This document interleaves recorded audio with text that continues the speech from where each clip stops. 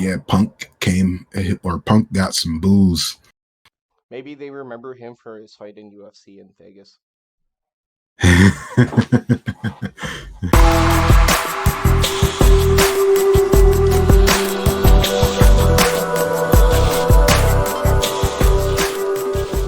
It's Wednesday, and you know what that means. It's Top Rope Tokes here to review AEW Dynamite for tonight. That over there is Range, I'm saying, and Hey, we're getting ready for Double or Nothing next weekend. we are hyped for Double or Nothing.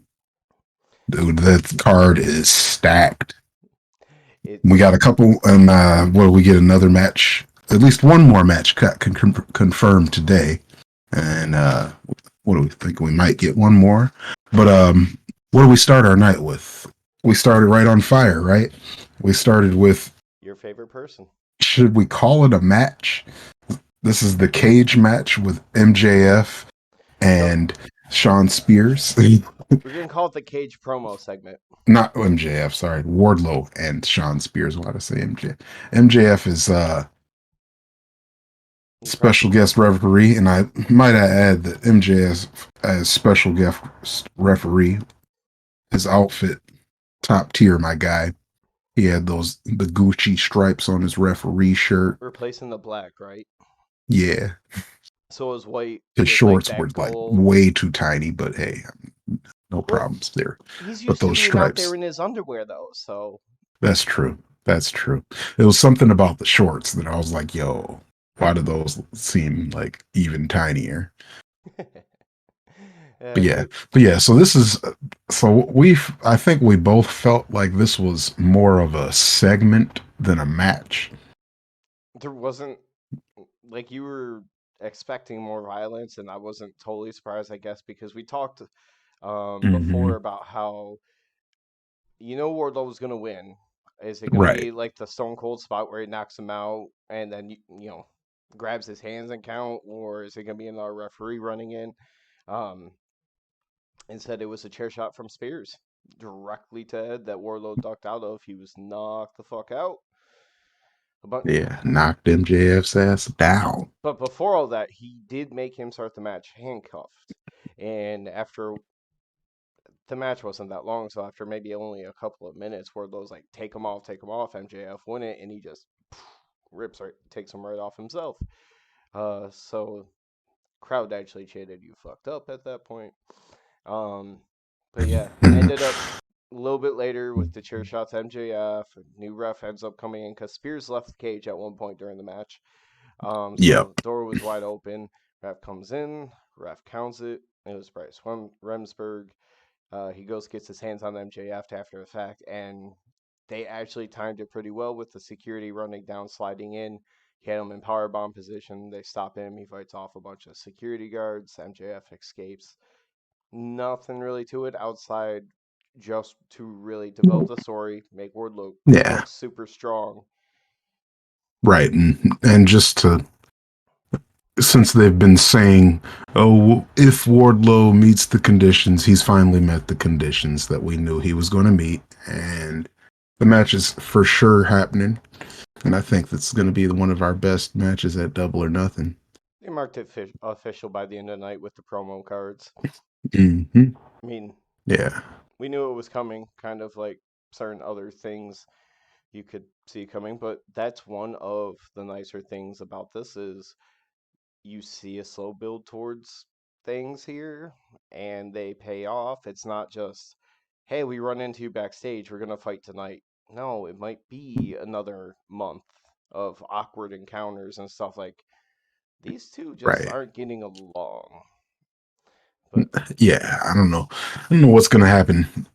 I'm interested. I'm just interested to see who's actually going to win this match.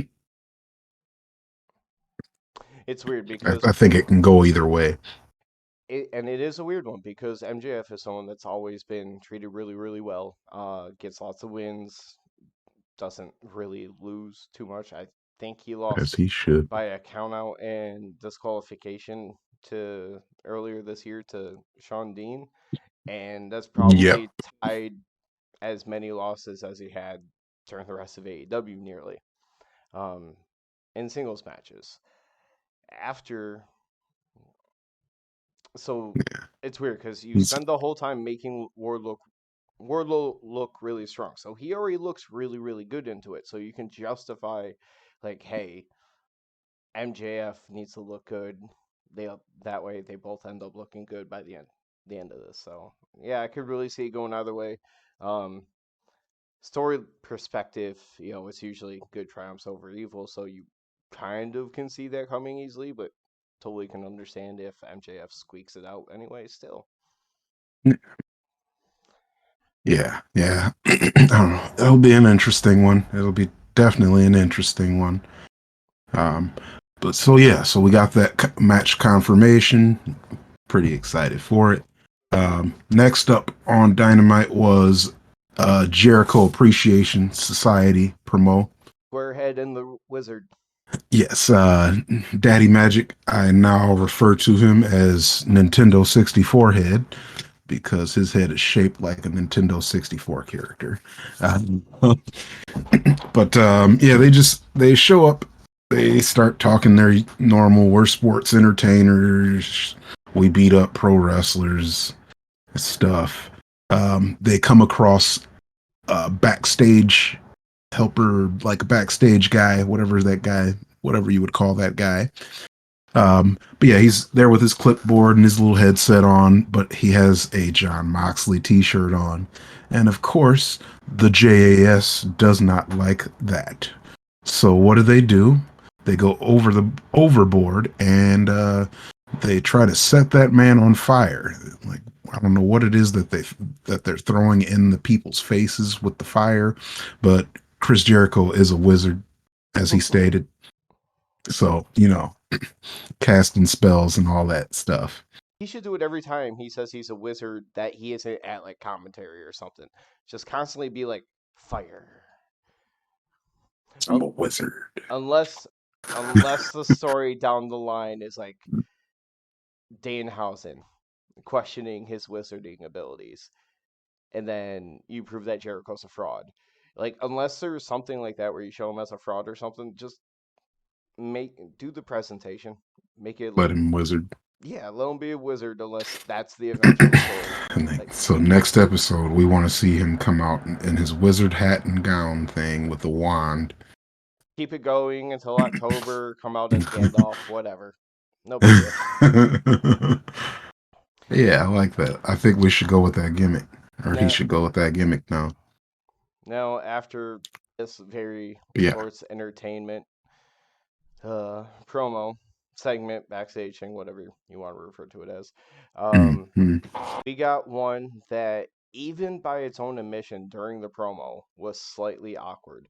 I don't think that they messed up their lines or anything because there wasn't any super awkward like pause trying to get it back on course or And so, anything and we're talking about, of course, the promo with CM Punk and Hangman in the ring with Tony Schiavone.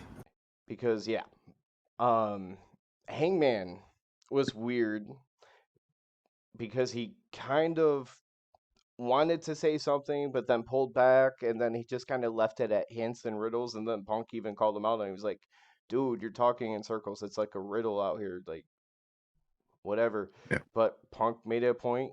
This is just a business thing for him. He's put in the work in his opinion. It's time for him to get a title shot.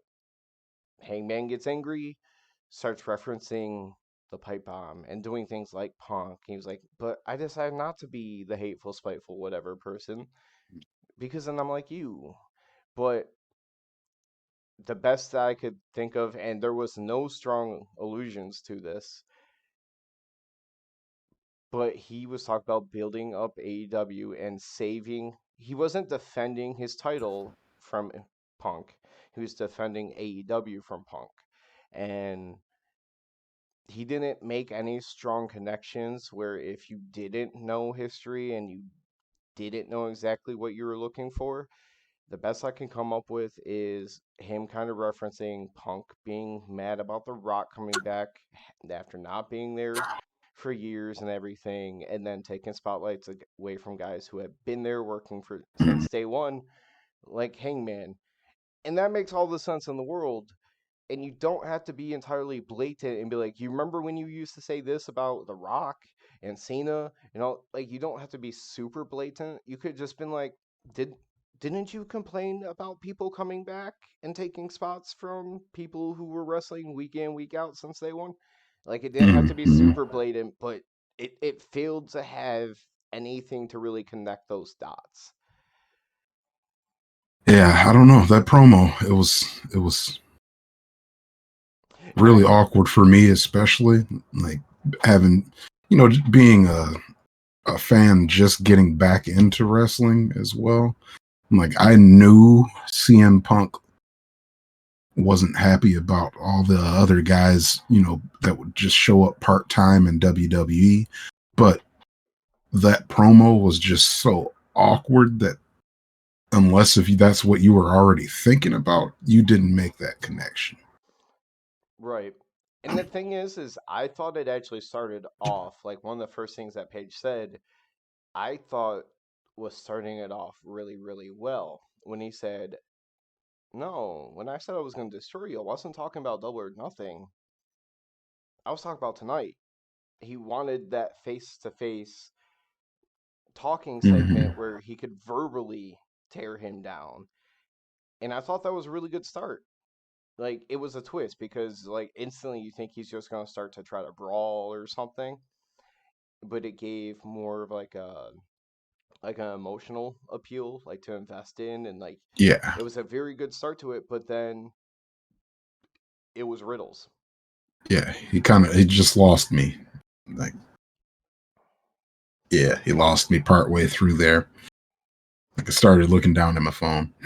It's Definitely lost me. it's like one of those things that when someone's slightly annoyed with something you did, but they won't tell you, so they just drop very veiled hints, Hmm. Yeah, and you're like, What?" And you can't figure out what's going on because the person won't actually say what they want to say. So it just kind of got weird. Punk was yeah. kind of weird, but at least he was consistent during the whole thing about what his point was. So yeah, they just didn't really explain what they were getting at here, but I got the overall gist that they were trying to make this bigger than just the world championship belt. I did one thing I didn't notice. But Okay, it just didn't work for me. one thing I didn't make a note of or did not notice. Who was cheered more tonight or booed? Hangman. Oh, Okay, CM Punk definitely got the booze. because remember when they had that face off on the ramp, it felt like people were shitting on Hangman and Punk was getting the cheers Yeah, and Punk even kind of played it up because I don't know if they expected it to be so uneven. They yeah, probably expect things to be more kind of even and a good battle within the crowd, but that time on the ramp, it was not. yeah. No, no, it was not. But yeah, complete difference today. As yeah, Punk got some booze, a decent amount of booze. Like the boos were almost as loud as the cheers. Maybe they remember him for his fight in UFC in Vegas.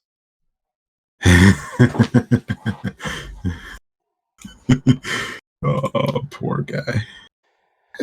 Uh, There's a promo right here for the Jade Cargill and Anna Jay match at Double or Nothing. oh Pretty yeah, that's why it's standard. not in my notes. Yep. This was like pretty standard.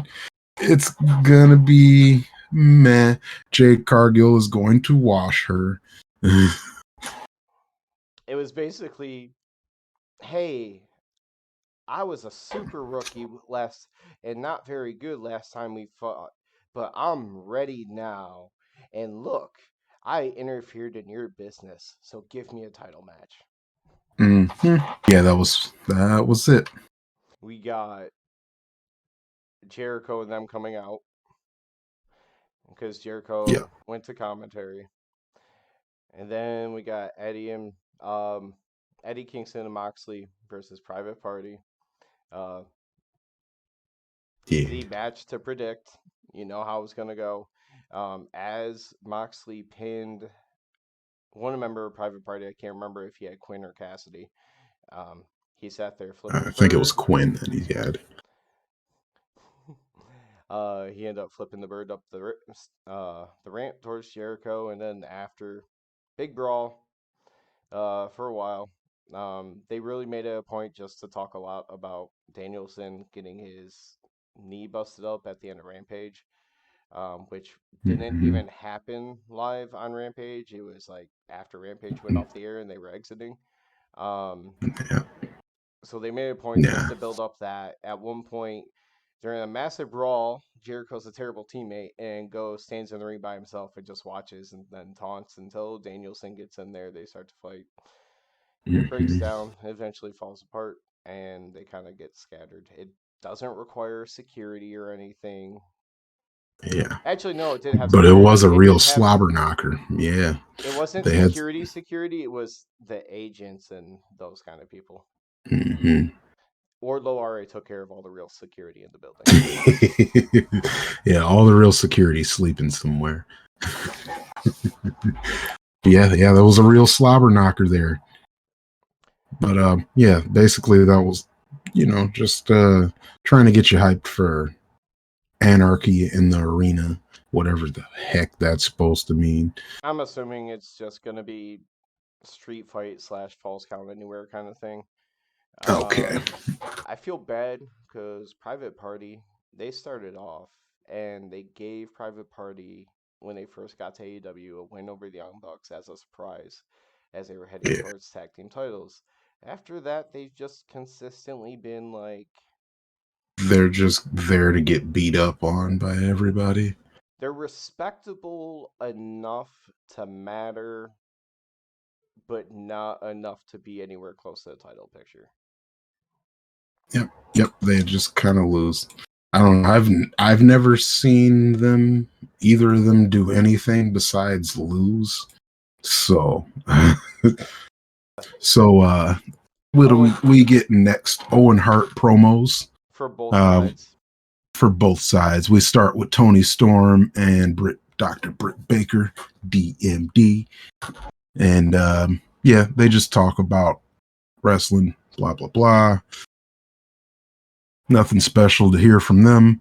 Up next, we get Samoa Joe and Adam Cole promo, and they're going back and forth. Adam Cole's telling Samoa Joe that it's going to be an all undisputed elite final. Like, he's not going to make it. He won't even be able to beat Kyle. Samoa Joe says, oh, Kyle's a fierce competitor, but he's looking to come and beat Adam Cole next.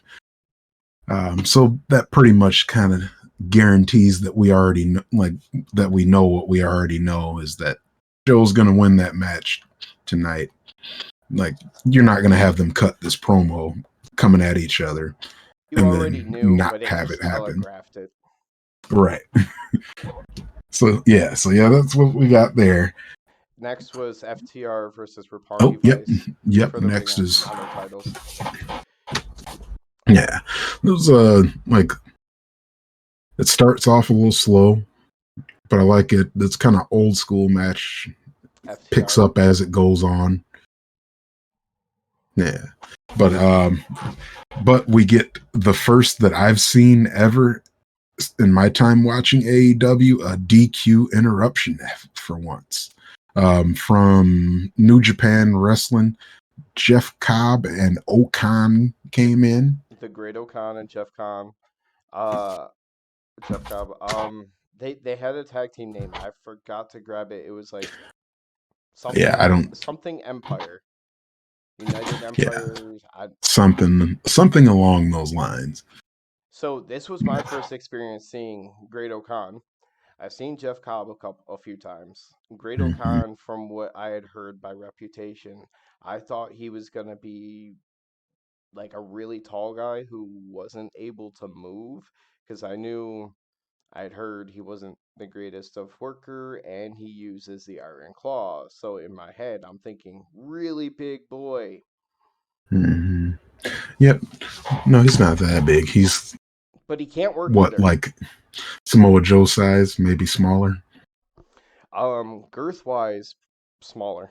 He's probably more on par with the Butcher, maybe, Okay. Yeah. especially I'm gonna before say Butcher maybe not really as leaned tall as out. the butcher though, because I think the butcher is a little taller. But Yeah. But yeah. yeah, But yeah, that interruption was so sloppy. they went for a Like double that team their move in the their double ring. team move. He's holding him up like this, and the other guy's supposed to come up and hit like either like a cutter or a neck breaker or something off of it, and he almost Yeah. completely whiffs. Basically, actually, he hits the ground like a whole half second Yeah. before He the other hits the guy ground. at all. Like the other guy doesn't drop. Was it Daxi that he had up? Can't Honestly, I did think. not catch that No. part. I I I can't remember watched if it as it was Dax. happened, and all I could notice was like it's almost like he ran past him, hit the ground, and then he dropped him. Like, oh shit, I missed the cue. Yeah. Um, Yeah, like he was like, "Oh, I was supposed to drop him there. Whoops." and for the record, it was Cobb had him lifted. It was Okan that went for the cutter type move, and then later Okan had Trent on the ring apron by the turnbuckle with the table set up. Had him in the claw, went to do like a claw choke slam. His hand like completely slipped off his head, and you just see Mhm. Trent have to like jump to try to mask it and put himself through the table. Yeah, it was real sloppy, and I hope that's not what we're going to see more of from those guys, because I'm assuming they're going to be back for the Forbidden Door as they took the belts, the Ring of Honor belts, and they're, you know, we got the belts, even though we just came and interrupted a match and stuff. So sure, we'll see them again. Hopefully, it's not as sloppy as that was, because I that was. hope that if that's the biggest, that can't be the biggest of surprises heading towards Forbidden Door to help build it.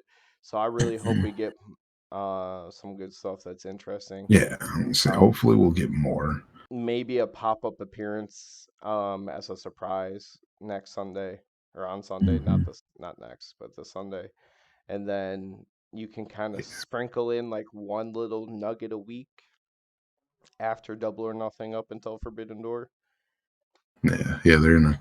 I feel like that's what'll happen after the first Dynamite, after Double or Nothing, will be like the aftermath, and then after that they'll be like, haha, here's New Japan stuff. So I'm kind of hyped for that too. Hey, there's more stuff I don't know about. Yeah. Um, Yeah, after that, speaking of tag teams, the yeah, Hardy promo for the Double or Hardys. Nothing match. Um, just more of Matt rambling on, repeating the same stuff, saying like, "Yeah, we were alike, but the similarities on there, we're old school. We did it when things were a lot tougher." Blah blah blah. Hmm. And he would ramble for like two Yeah, minutes. Jeff would basically. just nod. Then he made a joke or two, and then Matt rambled for like another 2 minutes. Yep. Jeff looked like he was really bored, like he was ready to be done with the promo. It was almost like he was a little kid being admonished by their parents, like just being yelled at, just in there, like, "Yep, okay, He's like, bro, mm-hmm, bro, bro, come on. I get it. It's Can I like just we go to could my be room doing now?" so much less stuff. Yeah. It's like I want to go play Call of Duty. Oh, I'm in trouble. Just don't say you're taking my gaming away from me. Okay, I'm listening, listening. No gaming. Okay, I'm going to my room. No game. Yeah, I don't hear anything about gaming, so yeah. But yeah, that was that Hardy's promo about the Young Bucks. Matches at Double or Nothing. So You know, most of this build happened on BT. It didn't even happen like on their actual TV show.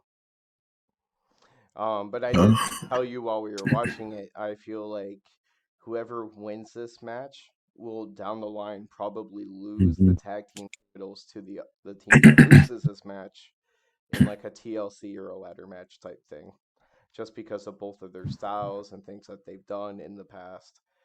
Um, but yeah, they're. I don't think they're just gonna have one match and then just move on. Like you realize, like, hey, this is a big tag team. This is a big tag team.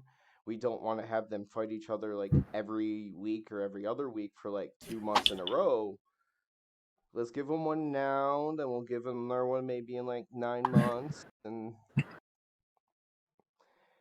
Yeah. I mean, we knew it was going to have to happen at some point just because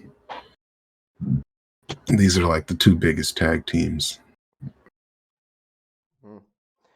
um, actually, this has been a pretty tag team filled episode of Dynamite because even though Next wasn't a tag team match in any kind of form, it Yeah. was leading up to the tag team title match at Double or Nothing because it was Starks versus Swerve versus Jungle Boy. Yep. Yep. Yep. And by the way, Swerve and Keith Lee have a new shirt, and I think it's pretty dope. I looked at it, I saw it for a split second, but I didn't like really catch the details. I might have to check it out on the website. Yeah. Um, Yeah. Yeah. I think it's pretty dope. Swerve had a couple moments during this match in which one, they showed an athletic feat by him that they really let breathe and let everybody appreciate. Yeah. There is Yeah. I one that I love that thought, they let them all do their acrobatic moves. Like, there's a lot of high flying and back flipping and high kicking. the most athletic thing I saw in the entire match was something that will it wasn't something that is a beat for the match, but Swerve back to the turnbuckle just grabs both the tops rope and like with one jump it goes from standing in the turnbuckle to on top of the turnbuckle jumping backwards. I'm like, wow. But they all got a lot in. It was cool. I wasn't sure which Yeah. way it was gonna go. Yeah. Swerve It was a lot of things, a lot of quick action in that match. Swerve I flipped was out of into it. the top rope Hurricane Rana from Jungle Boy laying down his feet. They did a nice little pause where Swerve's on one side of the ring. Jungle Boy slowly turns around like, what? Starks definitely had his moments in the match. Jungle I Boy, liked my favorite Starks thing was not even when he was fighting. It was in the beginning when he just hopped out the ring oh, and just kind of just no, no, I already beat both of them. Let them fight. well, he knew they were about to double team his ass. He was like, fuck this, I'm out. Yeah, he's like, no, no, I already beat both of them. You guys go ahead. My favorite Stark moment was right before they went to commercial at one point. They were fighting out at ringside. Um, he had, I think it might have been Jungle Boy down. It could have been Swerve. I think it was Jungle Boy though. And he kind of stomped him once, and he was being heckled by someone in the crowd. And he leans over and he starts to talk trash, and you can hear the start of a line, and then it cuts to picture in picture, and I missed the second half of the joke. I was so disappointed because, like, come on, you could have waited like 2 seconds longer, or Starks could have been like 2 seconds faster, and we might have had pure gold. Yeah, that guy, he's got all the personality, man. I want to see him keep doing bigger and bigger things. But man, but oh yeah, so the match, like finishing the match. Sorry, but yeah, like you said, that this was a it was entertaining because of the acrobatics, I think. But when Swerve does that little jump back up onto the top rope, that was really dope. But as he mentioned, that this was actually where we get to see the end of the match as Swerve gets his stomp on Starks and gets the pin on Starks as well. Swerve for the win. Swerve's house. But as expected though, after the match, here comes Powerhouse Hobbs, and he just starts whooping on all these little dudes. Then Luchasaurus comes out. And Luchasaurus comes on out, And him and Hobbs have the even match stare down type of thing going on there for a while. And then guess who comes on in? The real Keith stars Lee. here now. Then Keith Lee comes on in, and then the odds are in Keith Lee's favor, no matter who else is there, because it's Keith Lee against it. but Literally, it's in but the yeah, name. He is limitless. he is limitless. Yes, but yeah, he shows up and he starts whooping Luchasaurus's ass and Powerhouse Hobbs' ass. They both hop out of the ring, overwhelmed because Keith Lee is too damn good. And Keith Lee, being the athletic giant that he is, he jumps out of the ring, does his what is that? What do they call that? The suicide dive on top of Luchasaurus and Hobbs. Looked like kind of a scary landing because he kind of went through them, but I'd have to go back and just see it incredible again to see him do it. because I missed it. The thing I'm used to him doing is the one where he like grabs it and then just launches himself over top of it sideways. Which No, oh yeah, he did the running dive over the top rope. That was pretty damn dope. But yeah, so today we had Swerve and Lee getting the last laugh on Dynamite, which means they're not going to win on Sunday. But but it was cool to see them get the shine, get the win here, and whoop everybody's ass. real question is who's gonna eat the pin on Sunday? Just because can't be Keith. No. I don't think it should be Swerve. I don't see Jungle Boy really could eat a pin as like the smallest person in the match. However, Mm-hmm. you can tell that they're investing a lot of money in him Yeah. time, so I'm not sure. Um, Yeah. Hobbs, you can tell they want him to be something, and Starks is just money already. It's just a matter of him getting the time and the story down the line. On Sunday, I definitely don't think it'll be Lee and Swerve getting the win. I could see Hobbs and Starks getting that win, Hobbs pitching but Luchasaurus. but you said what? Hobbs pinning Luchasaurus. Hobbs pinning Luchasaurus. I could see that. But I kind of think it'll be Jungle Boy that ends up getting pinned if Jungle Boy and Luchasaurus don't win. But I'm kind of feeling Powerhouse Hobbs and Starks in that match so far. So before that is Scorpio Sky, Oh, Dan Lambert, and Ethan Page. As Dan Lambert talks too damn much, but as usual. there was a good point here though. There was a good point. It was actually solid. Okay, all right. I admittedly tune out every single time I see Dan Lambert on the screen. He basically So goes, "We're America top team. Do you see how many championships we have? You can destroy that one, belt. You don't think that I know all the best championship belt makers and everything here? We already got a new one ordered. You'll see it on Friday. yep, This guy's getting a yeah, custom belt. yep, and he'll get his new belt on Friday, of course. That means Sammy and his girlfriend or whatever are going to show up.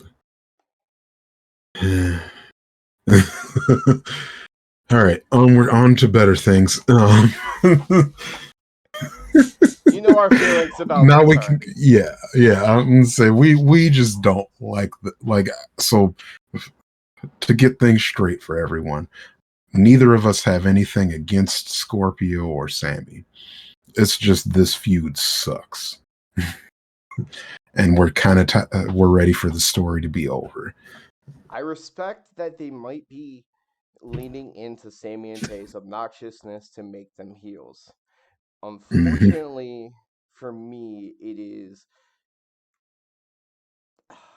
it's closer to cringeworthy, and I just don't want to see it than it is I want to see him get his ass kicked. Now, if I'm gonna be stuck watching him on my TV, yes, beat his ass. Mm-hmm. I just would prefer not to see it. Yep. Yep. Same. All right, so now we can talk about Thunder Rosa. We don't like Sammy, and that stage does not like Thunder Rosa interviews. Since Yeah. she has become champion, she has been attacked doing stage interviews by Nyla. Um, didn't Deeb attack her once, or did they just have a Uh, confrontation, like a face to it face? was yeah, it was just a face-to-face confrontation. Like Tonight, she didn't get attacked by her. she was done with her promo, but then she wasn't done with her promo, but they had already started playing her music and they were trying to talk over it. Yeah, it was like they put the wrap it up box on her like, "Hey, you got to finish your promo," and she's still like trying to get it out. I thought it was kind of cool that because her theme is like that heavy song, and she's starting to get pissed at the end, so it just kind of worked out to me. But it definitely felt like they were trying to be like, "Hey, hurry it up."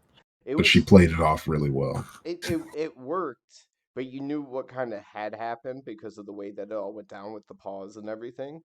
But Hmm. at the same time, there's also something to be said for it's pro wrestling. When things aren't perfectly clean all the time, it makes it look more real and less scripted. So that's why sometimes when you see slightly sloppier moves, as long as they're safe and it looks less choreographed, like when Hmm. you're struggling to get the grip and maybe that suplex wasn't perfectly smooth, as long as it was safe, sometimes it helps make it look like more of a fight.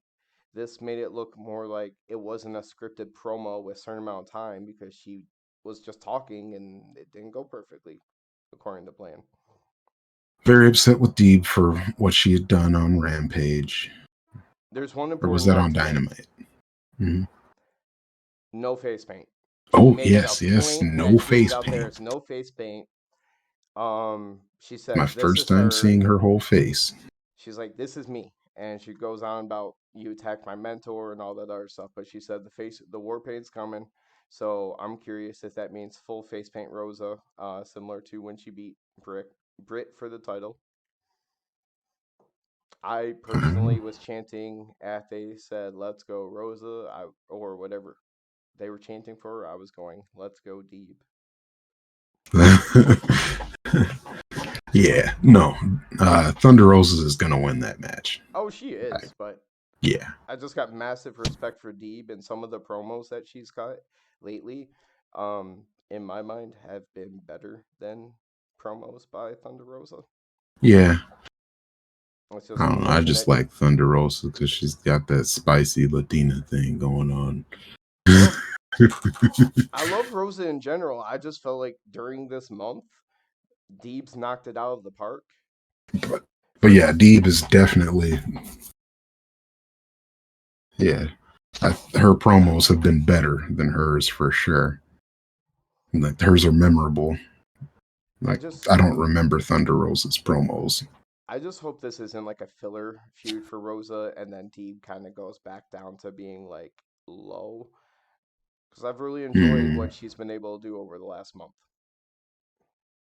or so. yeah, Probably around I that. hope so. Yeah, I hope so. I hope so. Um, but yeah, we'll see here. What do we get next here? Promo with Red Velvet here. Red Velvet is there with Tony. She's talking about her loss last week to Chris Statlander. And, she's a little disappointed, but she's, Statlander's facing Ruby next, and she would love to face Ruby as well. And then here comes Ruby because she heard her name, and I heard my name, blah, blah, blah. Red Velvet says, yeah, you heard me talking about you. Basically, like she'd like to fight her too, but right now, she's like, I got this book for you on Chris Statlander about all of her injuries, all her weaknesses, and all this. And she hands her the book, She literally was and then trying to she take her walks to away. school. Mm-hmm. Yeah, she takes her to school. And then, of course, Ruby starts talking about how Chris Statlander is a different beast than what she's ever seen before. And she throws the book away because she's the good guy, of course. So she has to throw the book away. because good guys don't scout their opponents. Right. Yeah. Yeah. Good guys don't do that apparently. Outright But yeah, that silliness. match will be on Friday. Statlander Soho. Pretty sure Soho will be winning. And Yeah. then we got And another oh yeah, Owens. but yeah, this is yeah, there we go. Good because that promo was right before her opponent was decided with Tony Storm and Britt Baker, DMD. Notably, at the beginning of this match, Britt Baker actually sends back Jamie Hayter and the other lady. Reba, not Rebel, or Rebel, not Reba. I forgot what yeah, she goes by. yeah, her. But yeah, she sends both of them back. Actually, does not want them at ringside, which is different for her. I'm actually kind of wondering if she's trying to go babyface. I mean, you see the reactions and everything else. You know what's going to Hmm. happen eventually. Yeah. Um, she's basically already there, just outside of the fact that she'll do certain bad things every now and then. Or Hmm. not bad, but cheating, She likes to do bad things. which would play out later in this match.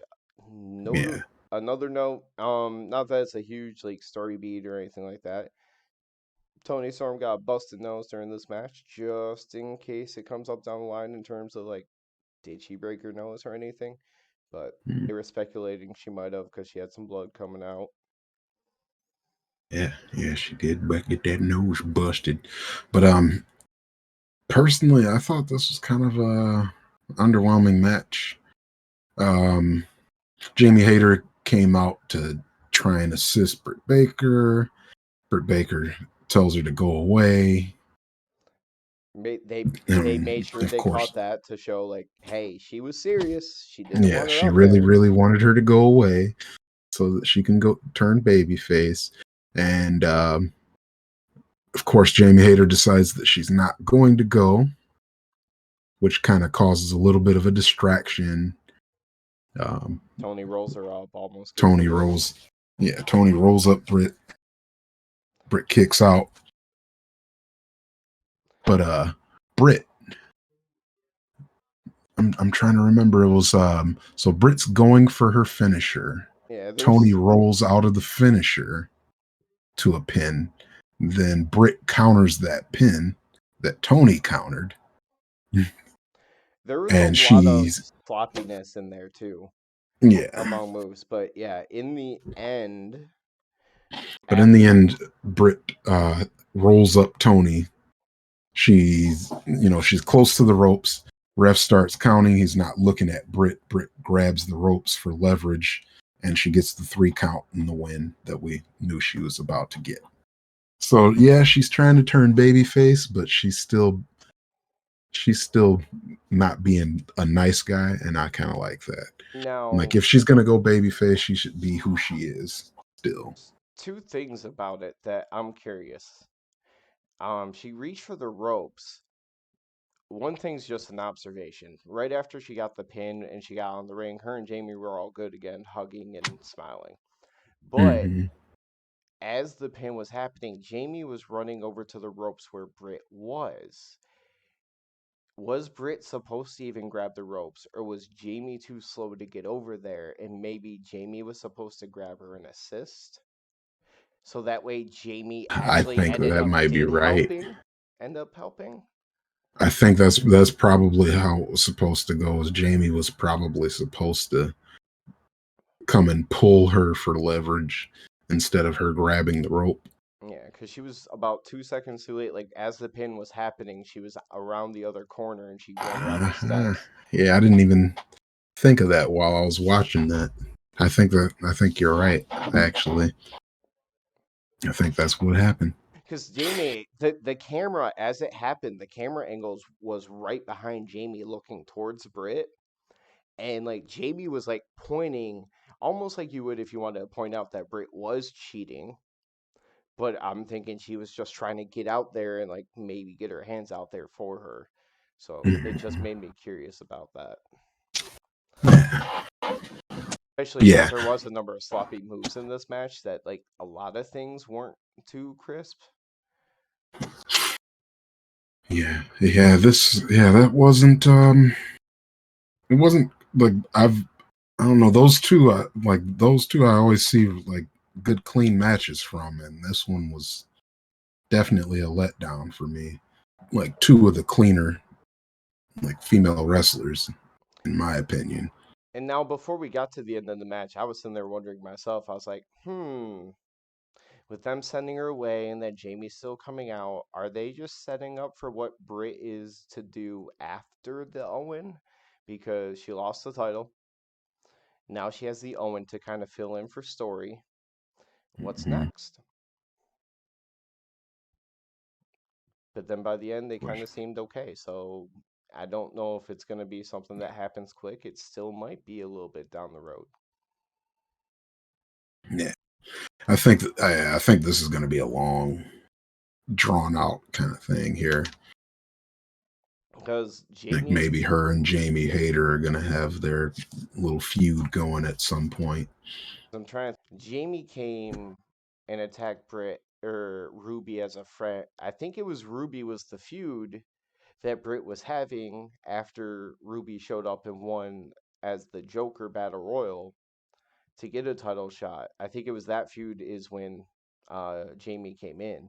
So Jamie's been with her now since start of September.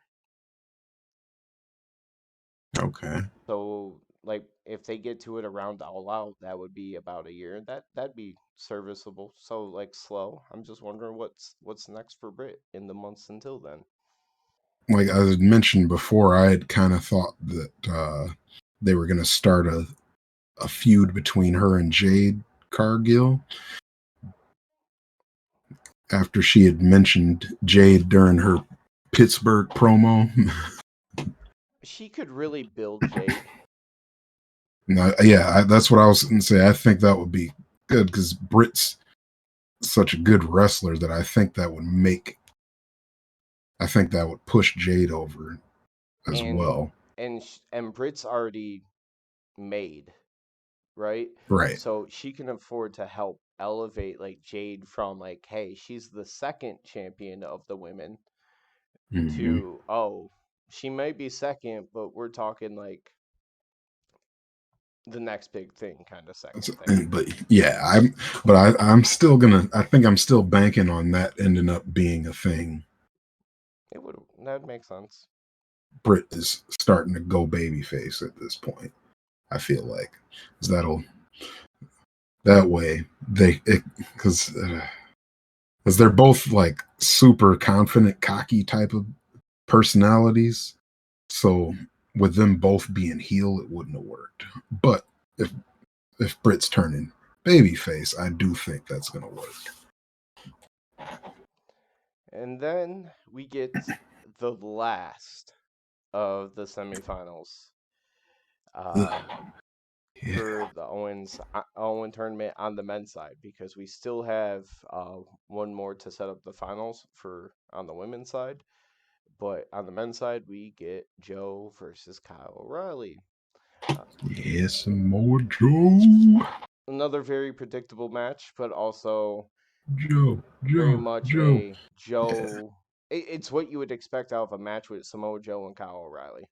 Kyle O'Reilly very much wrestled the way he did. Joe got to be Joe, but you knew how it was going to end. No one mm-hmm. was at ringside at all for Kyle.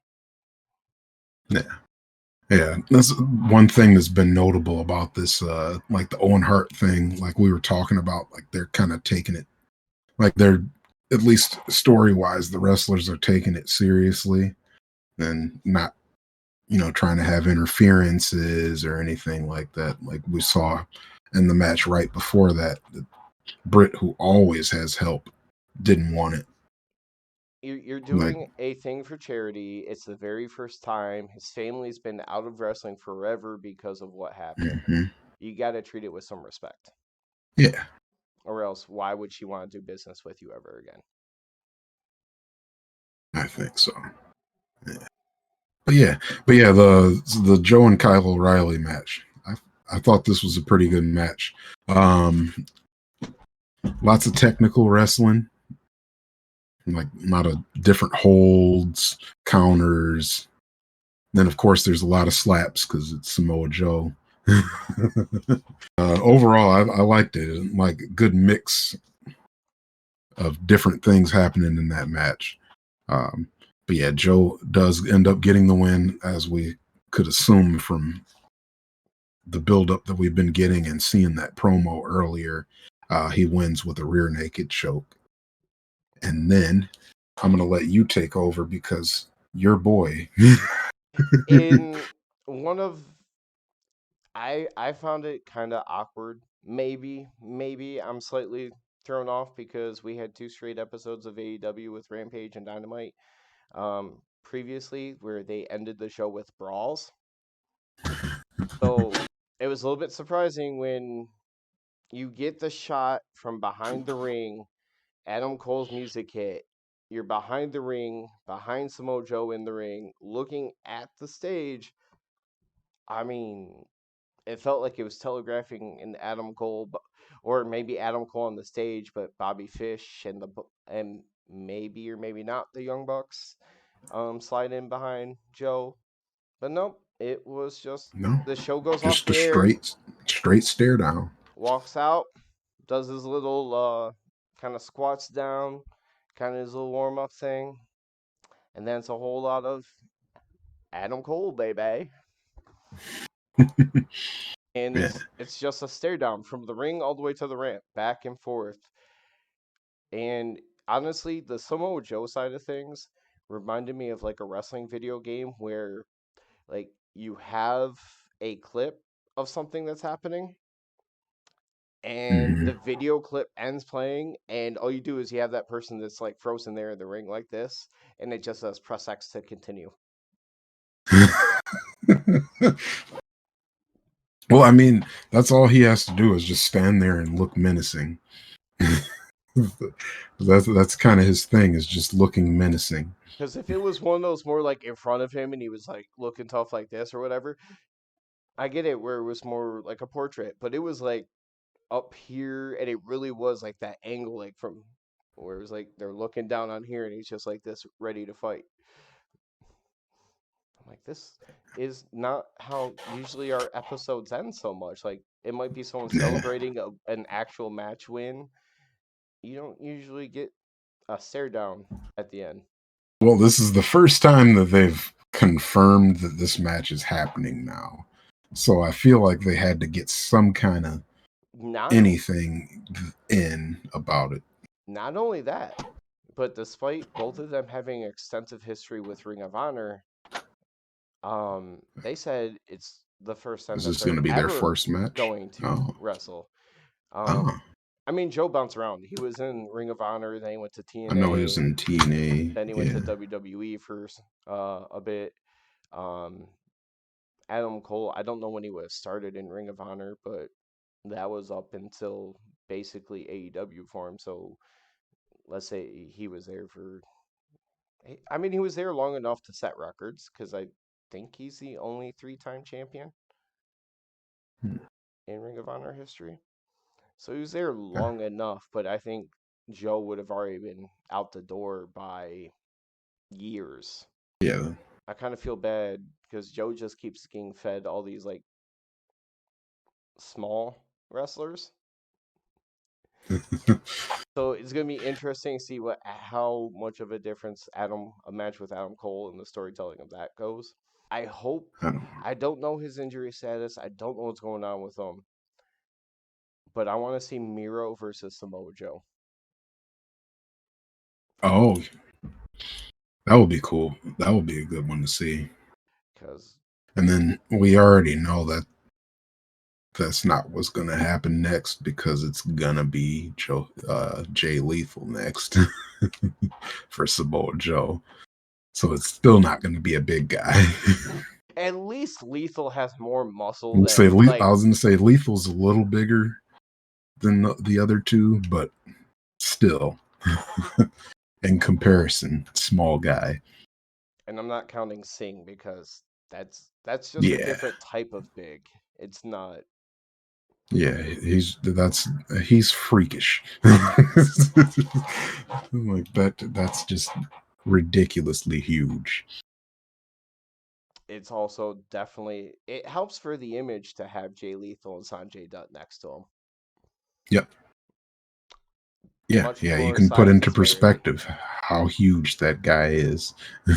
It's like, I'm shorter than both Jay Lethal and Sanjay Dutt, and that guy's still about 3 feet taller than them. 4 days away. 4 days. Only one 4 more days from hour of double or nothing. television. One more hour of television. 1 hour on YouTube. A very important hour on YouTube. That guy. The real show. Right there. The real show. The For, pre-show. forget RVD and the whole effing show. It's the real damn show. Um, yeah, it's getting close, and hopefully, I mean, I AEW has yet to disappoint in a major way on a pay-per-view. Outside, I will give it one caveat about the death match that the explosions did not finish the way that they wanted it to finish. You got to see some of the highlights, The I think. death match. No, What's the death match? that might have been a YouTube video I was watching where someone was reacting to it. But they had a barbed wire uh ropes Texas death match thing where every like over you would see in Japan if you ever seen the clips where Oh, they'd run with the okay. ropes and it'd be like boom. And that's when Kenny Omega won the title from Moxley. But the very final end of the match, the very last big explosion did not go off. It was duds. And so basically, it looked like Eddie Kingston was covering up to help protect John Moxley from massive explosions. And then it That basically didn't looked happen. like somebody lit a sparkler from each of the four turnbuckles. Those sparklers, like you don't know, John Moxley, his biggest fear could be sparklers. Okay, he just saved him from having to look at sparklers. Yeah. So, Such a good guy, Eddie Kingston. thanks for now that we circle back to Eddie because there was something that we were talking about like with Joe and slapping people in matches, right? Mm-hmm. This was nothing of note. But during the Eddie Kingston Moxley private party match, when Shots, I shots. laughed, chuckled a little bit because as soon as Eddie Kingston got tagged in the first time, and they had whichever guy a private party in their turnbuckle, Eddie Kingston comes in, and okay, I get rapid fire slaps to like the head and the chest and all that area, but he starts doing rapid fire slaps to the guy's belly. Yeah, you've never slapped the shit out of somebody's belly before. All right, just wait till Sunday. Just wait till Sunday. I know not to give you a titty twister, but I'll slap your belly. All right, man. I'm slapping your belly too. Just know it's about to be a belly slap match. I'm walking there. It's just gonna be like slapping each other's bellies, and then we go like, this isn't like I'm fun. like, like I'm about to do some sit-ups right after we get done with this, just to get my ready. Yeah, gotta get the swole so you get that definition, that tone, get the blood working. Be like, yeah, slap my belly. It's I'm gonna going. start practicing my. I did 10 sit-ups before I came over. You will get one less jiggle. One less jiggle out of my belly. Yeah, but that's what I'm talking about, man. Hey, It's gonna be so get ready to get slapped. all right. Well, with that being said, we're already over an hour, and we got that Rampage to look forward to on Friday, and We do. it's a much shorter show. We still talk a long time about it, but Yeah, we'll try our best to shorten that one next time. every time a little bit more and more, make it a A little bit little better. more. And we'll see you on Friday.